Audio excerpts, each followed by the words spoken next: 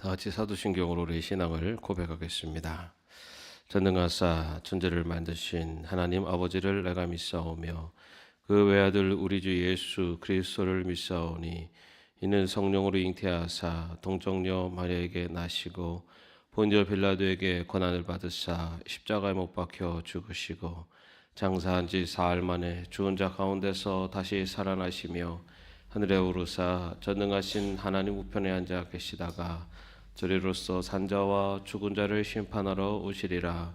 성령을 믿사오며 거룩한 공회와 성도가 서로 교통하는 것과 죄를 사해 주시는 것과 몸이 다해 사는 것과 영원히 사는 것을 믿사옵나이다. 아멘. 찬송가 105장입니다.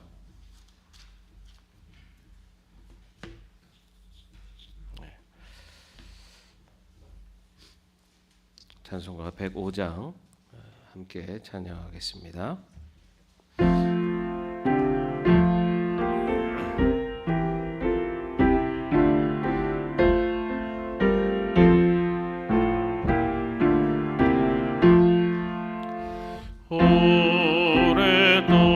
오랫동안 기다리던 주님 강림하셔서 죄에 매인 백성들을 자유 얻게 하시네. 주는 우리 소망이요 힘과 위로 되시니 오래 기다리던 백성 많은 복을 받겠네. 모든 백성 구하려고 임금으로 오시니 영원토록 우리들을 친히 다스리시네. 죄로 상한 우리 마음 은혜로써 보시고 주의 빛나 보좌 앞에 이르도록 하소서.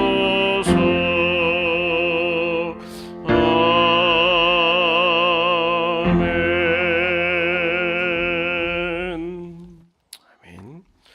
오늘 말씀은 누가복음 19장 1절에서 10절까지 말씀입니다. 누가복음 19장 1절에서 10절까지의 말씀입니다. 함께 합독하겠습니다. 예수께서 여리고에 들어가 지나가고 계셨다. 삭개오라고 하는 사람이 거기에 있었다. 그는 세관장이고 부자였다. 삭개오는 예수가 어떤 사람인지를 보려고 애썼으나 우리에게 가려서 예수를 볼 수 없었다. 그가 키가 작기 때문이었다. 그래서 그는 예수를 보려고 앞서 달려가서 뽕나무에 올라갔다. 예수께서 거기를 지나가실 것이기 때문이었다. 예수께서 그곳에 이르러서 쳐다보시고 그에게 말씀하셨다. 삭개오야, 어서 내려오너라. 오늘은 내가 내 집에서 묵어야 하겠다.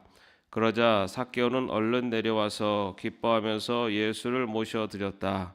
그런데 사람들이 이것을 보고서 모두 수군거리며 말하였다.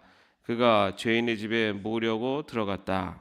삭개오가 일어서서 주님께 말하였다. 주님, 보십시오. 내 소유의 절반을 가난한 사람들에게 주겠습니다. 또 내가 누구에게로 강제로 빼앗은 것이 있으면 4배로 하여 갚아주겠습니다.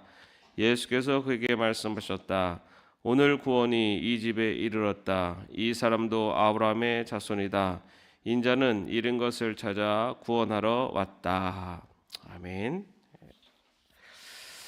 오늘 우리가 읽은 말씀은 그 삭개오가 구원을 받는 그런 사건을 기록하고 있습니다. 1절 말씀에 보면 예수께서 여리고에 지나가고 계셨다라고 되어 있습니다. 여리고는 그 예루살렘을 가기 위해서 거쳐가는 그런 그 동네였습니다. 그래서 예루살렘에 가기 전에는 이 여리고를 들러서 이렇게 예루살렘으로 올라가게 됩니다. 예수님께서 지금 예루살렘으로 다시 말해 십자가를 지시기 위해서 예루살렘으로 가시기 전에 이 여리고를 지나가실 때 그때 삭개오를 만나게 됩니다. 오늘 삭개오를 어떤 사람이라고 그 2절에서 규정을 하냐면 세관장이고 그리고 부자였다라고 기록하고 있습니다. 당시 로마 제국은 그 많은 식민지를 거느리고 있었고 그 식민지에서 세금을 거둬들일 때 그 지역 사람을 통해서 세금을 거뒀습니다. 그래서 그 지역의 사람들 중에 세리들이 있었고 그 세금을 걸어두는 세리들이 있었고 그 세리들의 대장이 세관장이었습니다. 오늘 우리나라로 따지면 일제 시대에 그 일본의 앞잡이가 되어서 그 조선 사람들을 이렇게 수탈했었던 그런 사람이 바로 이 세리였고 그들의 대표가 세관장이었습니다. 오늘 삭개오는 그런 사람이었습니다. 그렇기 때문에 그가 세금을 걷어들이면서 또 세금을 책정할 수 있는 권한이 있었어요. 그래서 로마에 바치는 일정한 세금만 바치고 나머지 걷어들이는 세금은 자기가 소유할 수가 있었습니다. 그렇기 때문에 이 세리들은 자신의 그 소유를 늘리기 위해서 로마에서 요구한 것보다 훨씬 더 많은 양의 세금을 거둬들였고 그리고 그 중에 일부만을 로마에 보내고 나머지는 자신들이 착취하는 그러한 형태로 해서 이 당시 세리들은 그 많은 물질적인 부를 축적했습니다. 그래서 오늘 삭개오를 규정할 때도 세관장이고 부자였다라고 아주 삭개오가 부자다라는 것을 그렇게 표현하고 있었습니다. 어떻게 보면 삭개오는 당시에 그런 그 세관장이라고 하는 높은 지위, 당시에 사람들이 함부로 할 수 없는 지위에 있었습니다. 그리고 그뿐만 아니라 물질적으로도 굉장히 풍요로운 그러한 그 삶을 누리고 있었습니다. 어쩌면 많은 사람들이 볼 때는 굉장히 모든 것을 갖추고 있는 듯한 그리고 모든 것이 풍성한 부러움의 대상이 될 수도 있습니다. 그러나 오늘 말씀에 보면은 이 삭개오가 그런 모든 것이 다 갖춰져 있는 삶의 형편 속에 있었음에도 불구하고 예수가 어떤 사람인지를 보려고 애썼다라고 기록하고 있습니다. 삭개오의 그런 삶의 형편을 보면은 부족한 것이 없고 자기 삶의 만족을 누리며 살 것 같지만 그러나 삭개오는 소문으로만 들었던 예수, 그 예수가 어떤 사람인지를 보려고 애썼다라고 기록하고 있습니다. 아마 우리 주변에도 보면은 야 저런 사람이라면은 얼마나 행복할까, 얼마나 만족스러운 풍요로운 삶을 살까라고 하는 그런 사람들이 있습니다. 뭐 가까이 주변에도 있기도 하고 또 때로는 여러 매체를 통해서 방송을 통해서도 보면은 야 저 정도 돈이 있으면은 저 정도 재물이 있고 저 정도 지위가 있으면은 정말 남부럽지 않게 행복하게 살 수 있겠지라고 하는 그런 생각이 드는 모습들이 있습니다. 그러나 여러분 우리가 기억해야 될 것은 우리 인간은 하나님께서 창조하셨고 하나님의 형상대로 지음받았습니다. 그렇기 때문에 인간에게는 아무리 채워도 채워지지 않는 그런 큰 구멍이 있습니다. 그 구멍에는 오직 하나님만이 채울 수 있는 그리고 하나님으로부터 채울 수 있는 그러한 인간에 갖추고 있는 그런 본성의 구멍이 있습니다. 근데 사람들은 그 구멍에 무엇인가 허전함을 채우기 위해서 그 안에다가 많은 것들을 다른 것들을 채워놓으려고 합니다. 어떤 사람은 그곳에다가 물질적으로 채워놓으면은 자신이 행복한 삶을 살 수 있을 것이라 생각을 하고 물질을 가득 채워놓으려고 하고, 어떤 사람은 명예와 권력을 채워놓으려고도 합니다. 그러나 분명한 것은 아무리 세상적인 것 어떤 것으로 채워놔도 인간에게는 채워지지 않는, 하나님으로부터밖에 채울 수 없는 그런 본질적인 큰 허전함이 있다는 것입니다. 오늘 삭개오도 어쩌면은 바로 그 허전함, 그가 많은 권력과 그리고 그 모든 부를 누리고 있었지만은 그럼에도 불구하고 채워지지 않는 그 허전함을 채우기 위해서 또 예수가 여리고에 방문했을 때 그런 예수님을 만나보려고 애썼다라는 것을 우리는 또 그렇게 볼 수가 있습니다. 그런데 그런 예수가 누군가라는 것을 보려고 했을 때 오늘 말씀에 보면 그에게 아주 큰 어려운 문제가 있었습니다. 그것은 그가 키가 작았다라고 되어 있어요. 우리 키가 작았기 때문에 많은 무리들이 모여 있는 그 사이에서 예수님을 볼 수가 없었던 그런 한계점이 있었습니다. 그러나 어쩌면은 그의 그 허무함, 다시 말해서 그가 그 많은 명예와 부를 추구했음에도 불구하고 채우지 않는 그의 허무함을 채우려고 하는 그의 열망은 결국 그가 뽕나무에 올라가기까지 그렇게 애썼던 것을 통해서 더 절실하게 나타나고 있습니다. 당시에 그 뽕나무에 올라가는 것은 당시에 이제 어린 아이들이 하는 그런 행동이었습니다. 그래서 그럼에도 불구하고 이렇게 삭개오가 예수님을 만나고 싶었던 마음이 그만큼 컸다라는 걸 볼 수가 있습니다. 예수님을 만나고 싶은 마음이 컸다라는 것은 그만큼 그의 인생에 어쩌면은 보이지 않았던 그런 허무한 구멍, 하나님으로부터밖에 채울 수 없는 그러한 허무함이 그의 마음속에 자리 잡고 있었다라는 것을 볼 수가 있습니다. 그렇게 뽕나무에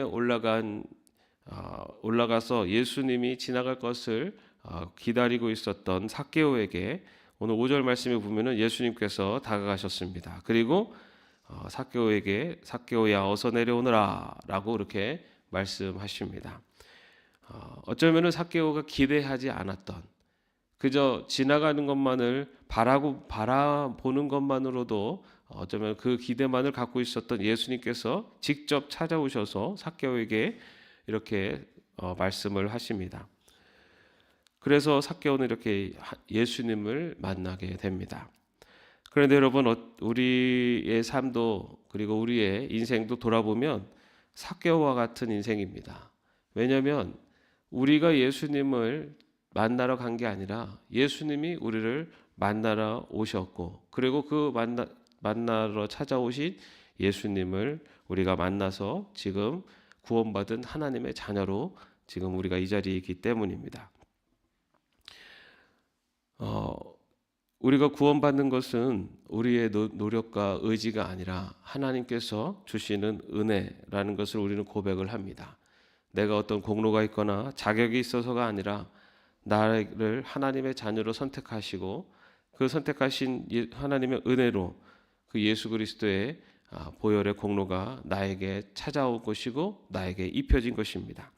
오늘 삭개오를 찾아오신 예수님처럼 그렇게 우리 인생에 찾아오신 그런 예수님을 우리는 만나고 그분을 믿고 또 하나님의 자녀가 되었습니다.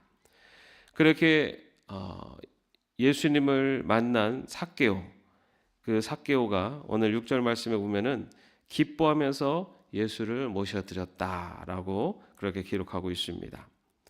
그런데 그 모습을 바라보는 많은 사람들은 그가 죄인의 집에 묵으러 들어갔다라고 하면서 그가 그 삭개오를 만나신 예수님에 대해서 또 비판하는 그런 소리를 들을 수가 있습니다. 그렇게 예수님을 만난 삭개오에게 어떤 변화가 일어났을까? 여러분, 우리가 예수님을 처음 영접할 때 어떠한 우리 삶의 변화가 나타납니까? 그 전에 그 구원에 대한 말씀을 드리면서 수요 예배 때 그런 말씀을 드린 기억이 있습니다.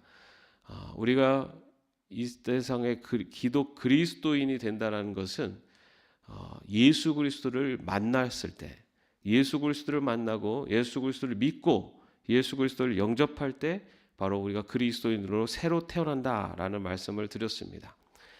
그렇게 예수 그리스도를 만났을 때 그때 우리들에게 나타나는 공통된 모습 중에 하나는 자신이 죄인이라는 것을 고백하게 된다는 것입니다.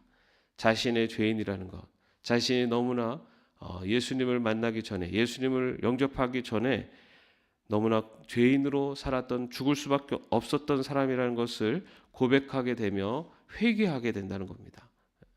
회개하면서 정말 눈물을 흘리면서 회개의 과정이 있고 그 회개의 과정을 통해서 용서를 체험하게 되는 것, 그것이 예수님을 영접할 때 나타나는 모습 중에 하나라는 것입니다.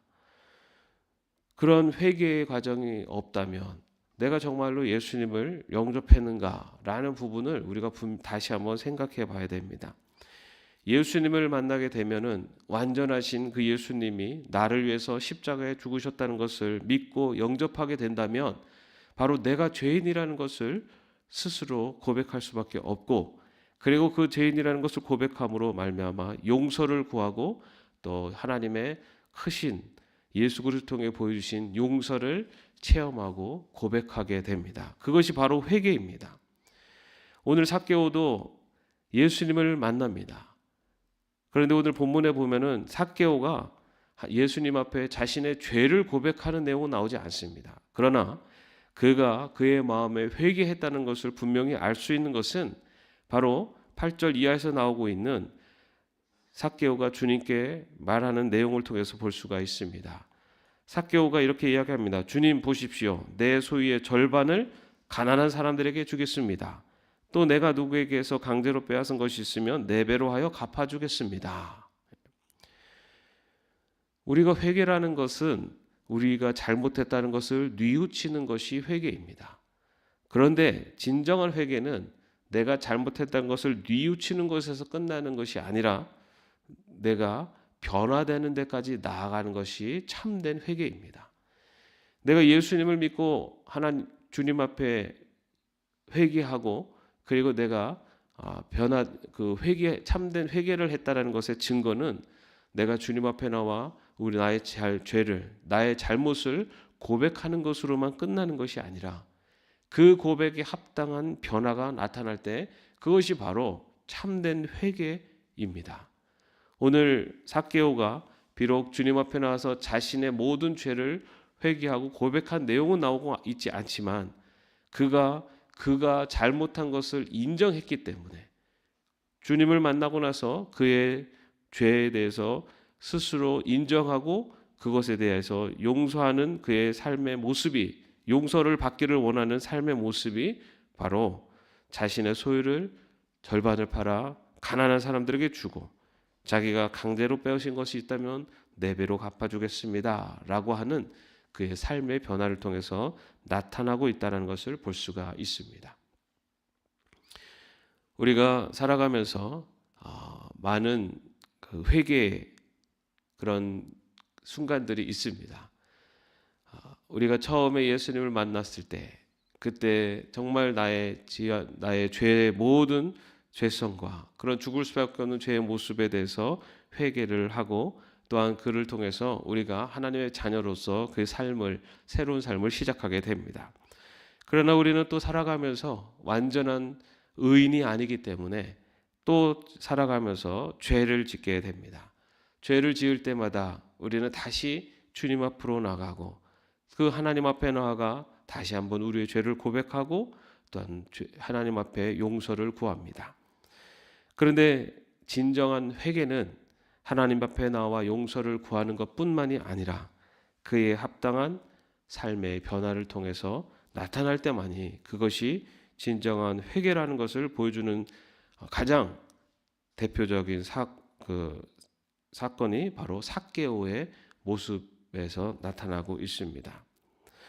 바로 이처럼 주님을 만나고 그 주님 앞에 자신의 죄를 깨닫게 되고 그리고 그 죄에 합당한 삶의 변화를 통해서 구원을 받은 사람 바로 삭개오입니다.